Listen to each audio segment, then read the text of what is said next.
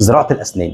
طبعا بنتسأل كل يوم برضو ايه زراعة الأسنان، يعني ايه زراعة الأسنان؟ وفي بعض المرضى بتفتكر ان انا مثلا بحقن حاجة في السن بتتزرع او بتنبت. لا، الموضوع مش كده خالص. يعني ايه زراعة أسنان؟ زراعة أسنان هو باختصار انت بتحط جدر صناعي بيعادل الجدر الطبيعي، مصنوع من مادة معينة او خامة معينة وهي التيتانيوم اللي هي بتمسك في عظم الفك نفسه. الجدر الصناعي ده بيكون ليه اقطار معينه ومقاسات معينه بنحددها على حسب نوع عظم المريض واقطار ومقاسات عظم المريض نفسه عن طريق اشعه مقطعيه بنعملها. دي اشعه مهمه بتقدر تقيس لي كل عظام الفك بتاعت المريض في الجزء اللي هيزرع فيه، نوع العظم نفسه، سمك العظم قد ايه، بناء عليه بقدر احدد مثلا ايه نوع الزرعه، قطر الزرعه، مقاسات الزرعه ازاي، وبقدر احدد عدد الزراعات. هي فكرتها ان انا بحط جدر صناعي في العظم نفسه وبستنى عليه من 2 ل4 شهور لحد ما يحصل التحام تام ما بين العظم الطبيعي بتاع المريض وبين الزرعه نفسها.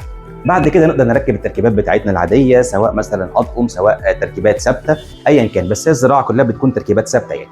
ففكره الزراعه هي بتعادل الجدر اللي ربنا خلقه، بس هو جدر صناعي عشان اقدر احمل عليه التركيبه نفسها. طيب في مرضى بتسال يعني هل انا ممكن ازرع فك كامل؟ طبعا ممكن تزرع فك كامل. الزراعه دلوقتي حلت مشاكل كتير وخلتنا نتغاضى عن حاجات قديمه في الاسنان زي اطقم الاسنان كلها بتبقى فيها مشاكل كتير مع المريض، هي خلتنا نتغاضى عن المشاكل دي كلها.